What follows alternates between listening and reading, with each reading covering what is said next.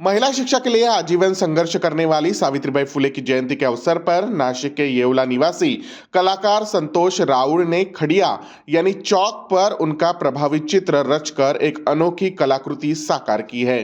प्राकृतिक रंगों के उपयोग और हाथों की मदद से तैयार की गई इस कलाकृति में पाटी, किताब, पेन, बाराखड़ी के साथ उस दौर की शिक्षा व्यवस्था और सामाजिक स्थितियों का सचिव चित्रण किया गया है।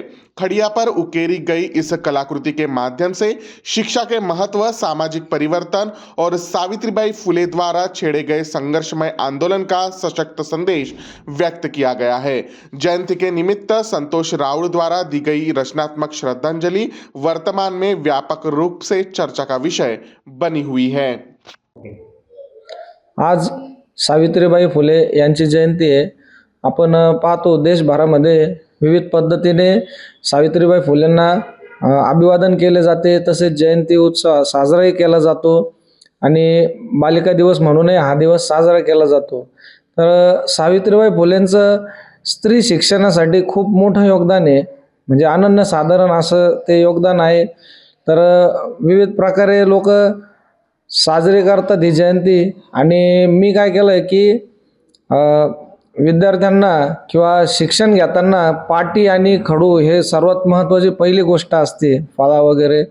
तर मी या खडूवरच सावित्रीबाई फुले यांचे विविध चित्रांचे रेखाटन ॲक्रेलिक कलरच्या माध्यमातून केलेले आहे आणि या खडूवर आपण म्हणजे मी सांगू इच्छितो की सर्वप्रथम पुस्तकांचं रेखाटन केले, त्याच्यावर सावित्रीबाई फुलेंचं चित्र आहे। त्याचबरोबर ज्या पाटीवर आपण आई शिकतो ती पाटी आणि बाराखडीतील आई सुद्धा देखील या खडूवर मी रेखाटलेले आहे।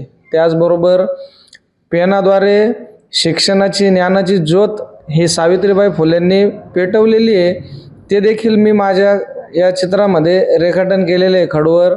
आणि महात्मा ज्योतिबा फुले यांचे मी रेखाटन या ठिकाणी केलेलं आहे की त्यांनी एक मशाल हातात धरलेली आहे, ती ज्योत ज्ञानाची त्यांनी या ठिकाणी पेटवलेली आहे। या सर्व जे चित्र रेखाटन करण्यासाठी मला सर्वसाधारण एक 6 तास वेळ लागलेला आहे आणि फक्त मी या चित्रामधून महात्मा फुले तसेच सावित्रीबाई फुले यांना मानवंदना देतो। धन्यवाद। लेटेस्ट अपडेट्स के लिए राष्ट्रवाद न्यूज को फॉलो कीजिए।